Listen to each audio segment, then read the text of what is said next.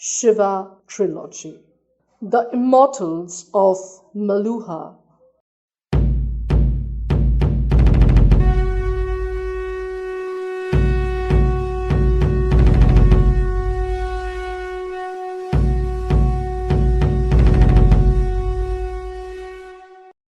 Nandi waited at a distance in the garden as he had been asked to, while Shiva went behind the hedge to the dance area.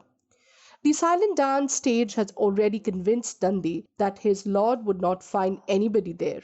However, Shiva was filled with hope and waited expectantly for Sati. After having waited for a larger part of an hour, Shiva realized that there would be no dance practice today. Deeply disappointed, he walked silently back to Nandi. Is there somebody I can help you find, my lord? Asked an earnest Nandi. No, Nandi, forget it. Trying to change the topic, Nandi said, my lord, you must be hungry. Should we go back to the guest house and eat? No, I would like to see a little more of the city, said Shiva, hoping that fate would be kind to him and he would run into Sati in the town. Shall we go to one of the restaurants on the Rajat platform? That would be wonderful, smiled Nandi, who hated the simple Brahmin influenced vegetarian food served at the royal guest house. He missed the spicy meats that were served in rough Kshatriya restaurant. Yes, what Parvateshwar? Asked Daksh.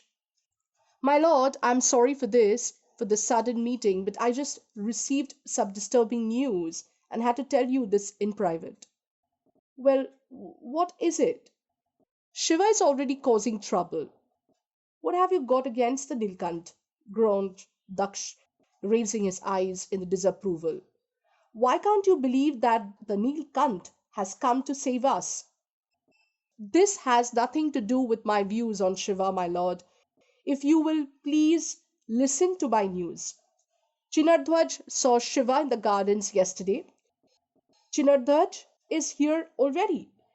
Yes, Your Highness. His review with you has been fixed for the day after tomorrow. Anyway, so what did Chinardhwaj see? He's also sickeningly taken in by the Neelkanth. So I think we can safely assume that he doesn't have any prejudice. All right, I believe you. So what did he see the Neelkanth do? He saw Shiva dancing in the gardens, answered Parvateshwar. So, is there a law banning dance? What I'm not aware of? Please let me continue, Your Highness. He was dancing while Sati watched in rapt attention. His interest suddenly captivated. Daksh leaned forward to ask, and? Sati behaved cordially and left the moment. Shiva tried to get too familiar, but Chirandhvaj heard Shiva whisper something when Sati left. Well, what did he whisper? He whispered, Holy Lake, help me get her. I will not ask for anything else from you ever again. Daksh appeared delighted. You mean the Neelkanth may actually be in love with my daughter? Your Highness, you cannot forget the laws of the land, exclaimed a horrified Parvateshwar. You know that Sati cannot marry. If the Neelkanth decided to marry Sati, no law on earth can stop him. My lord, forgive me, but the entire basis of our civilization is that nobody is above the law. That's what makes us who we are, better than the Chandravanshis and the Nagas. Not even Lord Ram was above the law. Then how can this barbarian be considered so important? Don't you want Sati to be happy? Asked Daksh. She's also called Parvati for a reason. It's because she's your goddaughter. Don't you want her to find joy again? I love Sati like a daughter I never had, Your Highness, said Parvateshwar, with a rare display of emotion in his eyes. I would do anything for her except break the law.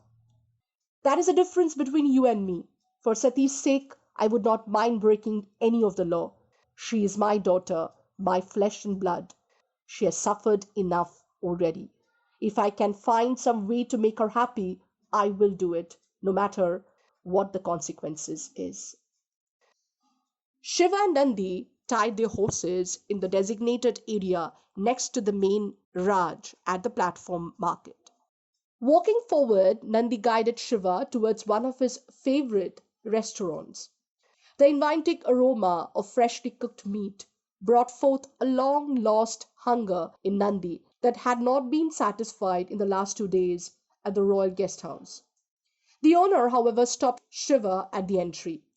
"What's the matter, brother?" asked Nandi. "I'm deeply sorry, brother, but I too am undergoing religious vows at this time," said the restaurant owner politely, pointing to the beads around his throat. "And you know that one of the vows is that I cannot serve meat to fellow religious vow keepers." Nandi blurted out in surprise, "But who has taken religious—" He was stopped by Shiva, who signaled downwards with his eyes at the bead covered cravat around his throat. Nandi nodded and followed Shiva out of the restaurant. "This is a time of the year for religious vows, my lord," explained Nandi. "Why don't you wait on the side? There are some good restaurants on the lane at the right. I will just go and check if we have a restaurant owner who is not taking his vows." Shiva nodded his assent. As Nandi hurried off, Shiva looked around the street. It was a busy market area with restaurant and shop spread evenly. But despite the large number of people and the commerce being conducted, the street was not bursting with the noise. None of the shopkeepers came out to scream and advertise their wares.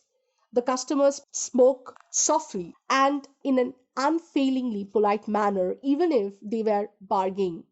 These well mannered idiots would not be able to get any business done in our boisterous mountain market.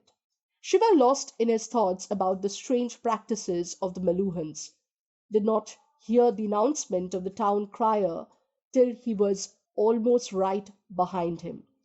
"Procession of the Vikarma women, please move." A surprised Shiva turned around to find a tall Meluhan Kshatriya looking down at him.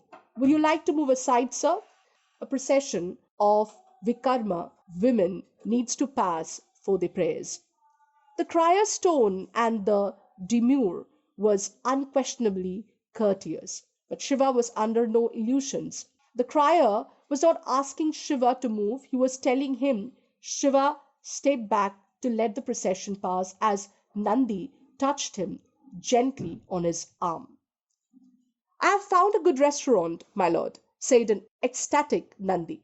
"One of my favorites, and his kitchen is going to run for at least an hour more. A lot of food to stuff ourselves with." Shiva laughed out aloud. "It's wonder that just one restaurant can actually make enough food to satisfy your hunger." Nandi laughed along, good natured, as Shiva patted his friend on the back. As he turned and walked into the lane, Shiva asked, "Who are the Vikarma women?" "Vikarma people, my lord," said Nandi, sighing deeply, "are people who have been punished in his birth for his sins of their previous birth. Hence they have to live his life without dignity and tolerate their present suffering with grace. This is the only way they can wipe their karma clean of the sins of their previous birth. Vikarma men have their own order of penance and women have a different order. There was a procession of Vikarma women on the road we just left." "Is their puja a part of the order?" asked Shiva.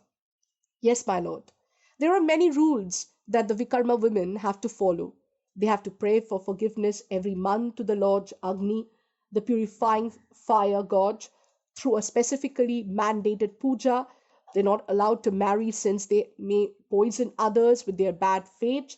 They're not allowed to touch any person who is not related to them or is not part of their normal duties. There are many conditions as well that I am not completely aware of. If you're interested, we could meet up with a Pandit at the Agni temple later. He could tell you all about the Vikarma people." "No, I'm not interested in meeting the Pandit right now," said Shiva with a smile. "He might just bore me with some very confusing and abstruse philosophies. But tell me one thing, who decides that the Vikarma people had committed sins in their previous birth?"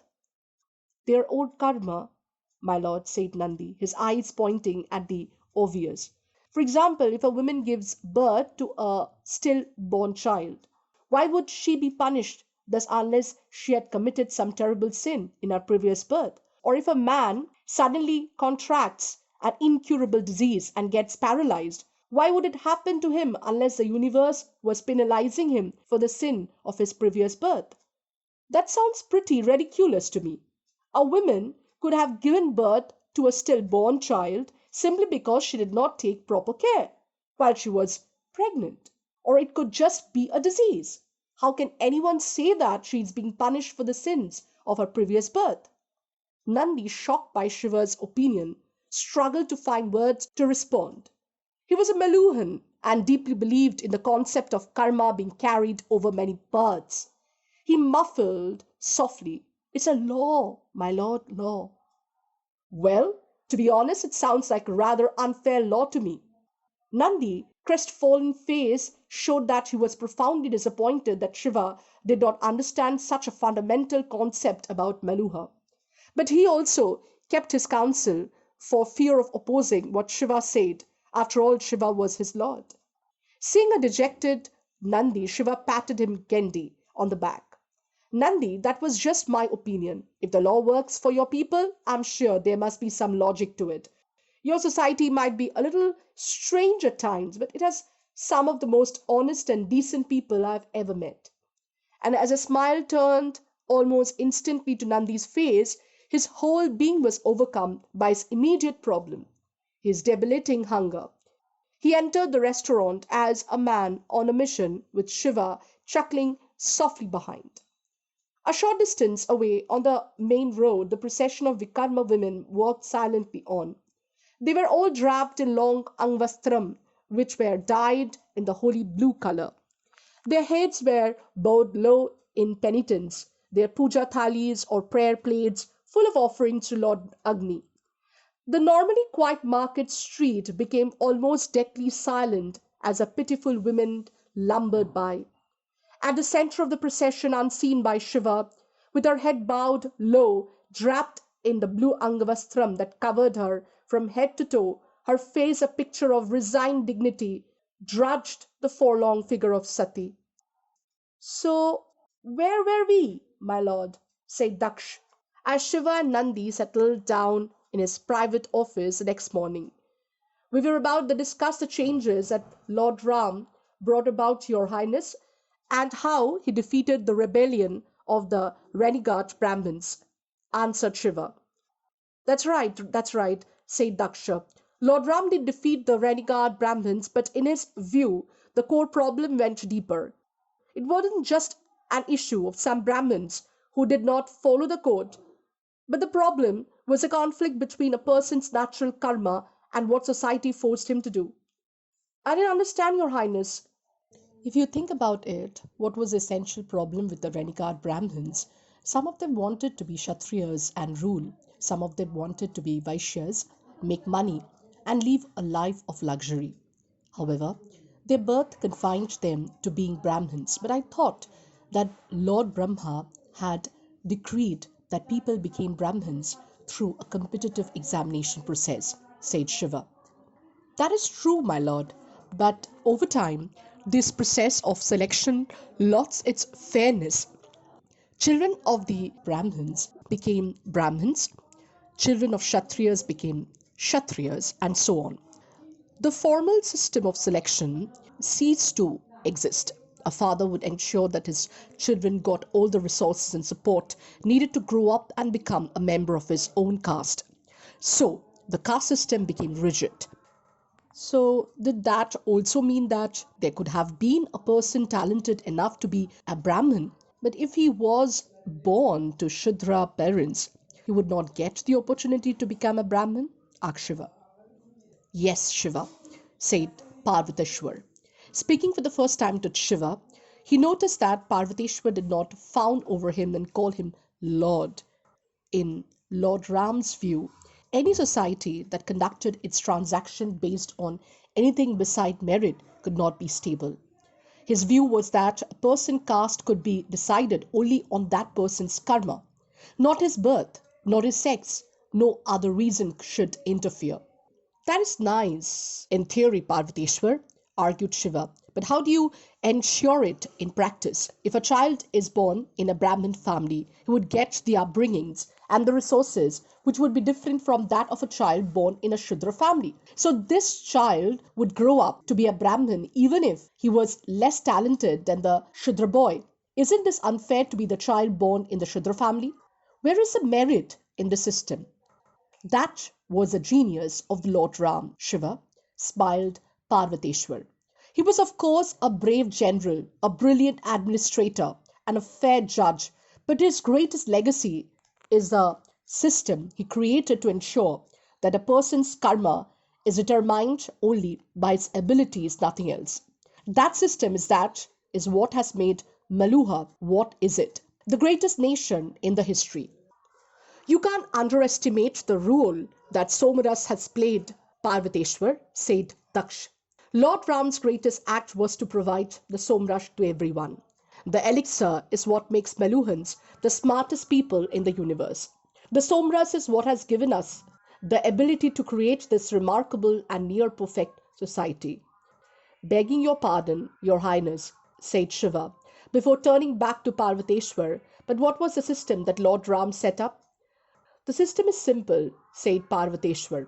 As we argued, the best society is when a person's caste is decided only by his abilities and karma, not by any other factor. Lord Ram created a practical system that ensured this. All children that are born in Meluha are compulsorily adopted by the empire to ensure that this is done methodically. A great hospital city called Myka was built deep in the south, just north of Narmada River. All pregnant women have to travel there for the delivery. Only pregnant women are allowed into the city, nobody else. Nobody else? What about her husband, her parents? Asked Shiva. No, there are no exceptions to this rule except one. This exception was voted in all around 300 years ago. Husbands and parents of women of noble families were allowed to enter, answered Parvateshwar, his expression clearly showing that he violently disagreed with his corruption of Lord Ram's system. Then who takes care of the pregnant women in Myka? The hospital staff. They are well trained in this, continued Parvateshwar. Once a child is born, he or she is kept in Myka for a few weeks for health reason, while the mother travels back to her own city. Without her child? Asked a clearly surprised Shiva. Yes, replied Parvateshwar, with a slight frown, as if this was the most obvious fact in the world. The child is then put into the Meluhan Gurukul, a massive school created by the empire close to Myka. Every child receives the benefit of exactly the same education system. They grow up with all resources of the empire available to them. Do they maintain records of the parents and their children?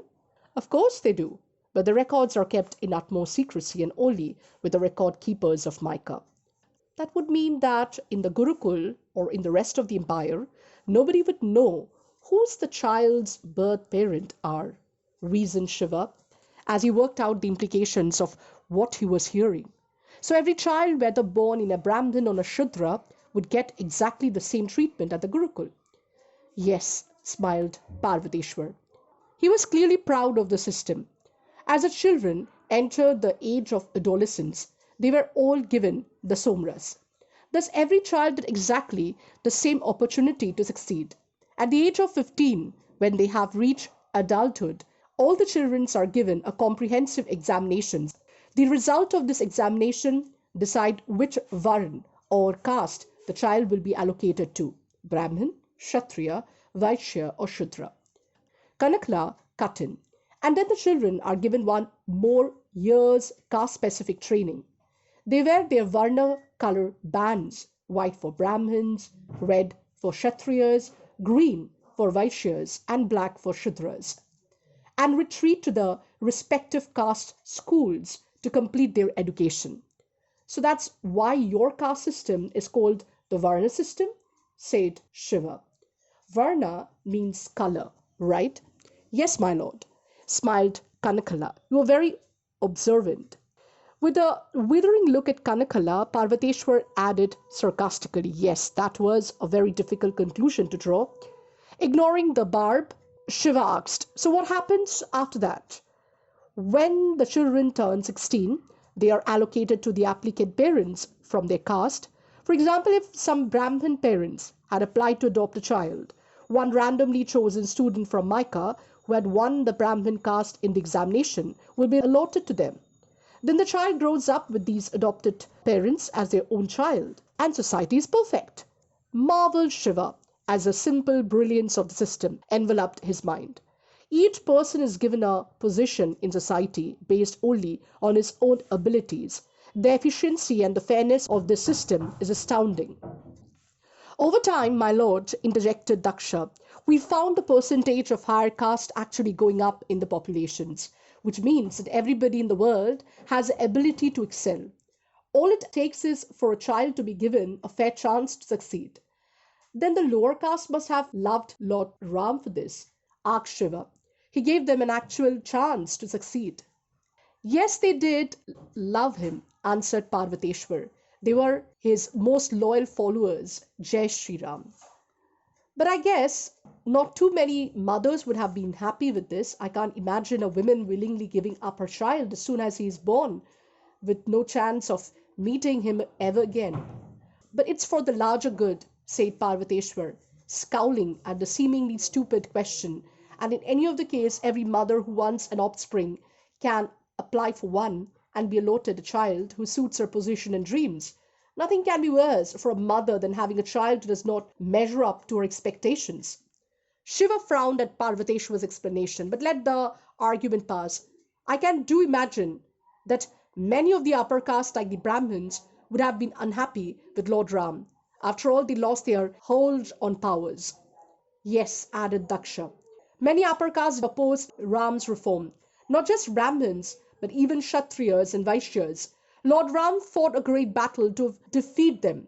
Those of the vanquished who survived are the Chandravanshis we see today. So your differences go that far back. Yes, said Daksha. The Chandravanshis are corrupt and disgusting people. No morals, no ethics, they're the source of all our problems. Some of us believe that Lord Ram was too kind. He should have completely destroyed them, but he forgave them and let them leave. In fact, we have to face a mortification of seeing the Chandravanshis rule over Lord Ram's birthplace, Ayodhya. Before Shiva could react to this information, the bell of the new Prahar was rung. Everyone said a quick prayer to welcome the subsequent time chapter. Shiva immediately looked towards the window. A look of expectancy appeared on his face. Daksha smiled as he observed Shiva's expression. We could break for lunch now, my lord, but if you have another engagement you would like to attend, we would continue tomorrow. Parvateshwar glared at Daksha disapprovingly. He knew exactly what the emperor was trying to do. That would be nice, your highness, smiled Shiva. Is my face that transparent? Yes, it is, my lord, but that is a gift you have. Nothing is prized more than honesty in Meluha. Why don't you leave for your engagement and we could convene here again tomorrow morning? Thanking Daksh profusely, Shiva left the room with Nandi in tow. Shiva approached the hedge with excitement and trepidation. The moment he heard the sound of the dhol coming from the garden, he dispatched Nandi to have lunch at the guest house. He wanted to be alone. He let out a deep sigh of ecstasy as he crept behind the hedge to find Sati practicing under the watchful eye of Guruji and Kritika. So good to see you again, Shiva, said Guruji as he stood up with a formal namaste. The pleasure is all mine, Guruji, said Shiva as he bent down to touch Guruji's feet as a sign of respect. Sati watched silently at a distance with her gaze on the floor.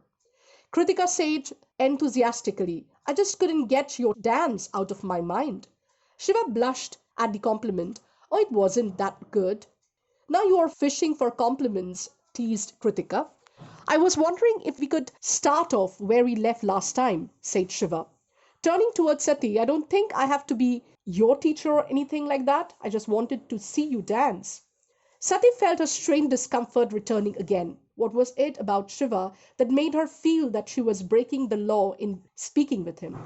She was allowed to talk to men as long as she kept a respectable distance. Why should she feel guilty?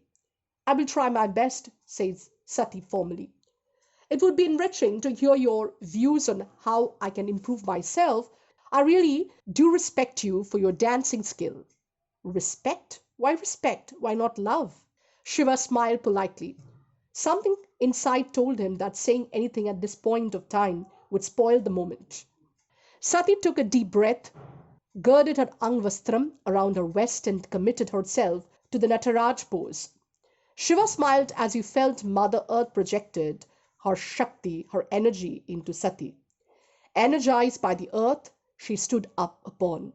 Sati began her dance, and she had really improved. The emotion seemed to course through her. She was always good technically, but the passion elevated her dance to the next level. Shiva felt a dreamy sense of unreality overcome him again. Sati radiated a magnetic hold on him as she moved her lithe body into the dance steps. For some moments, Shiva imagined that he was a man that Sati was longing for in her dance. When she finally came to a stop, the audience spontaneously applauded. That was the best I have ever seen you dance, said the Guruji with pride. Thank you, Guruji, said Sati as she bowed. Then she looked expectantly at Shiva. It was fantastic, exclaimed Shiva. Absolutely marvelous. Didn't I tell you that you had it in you?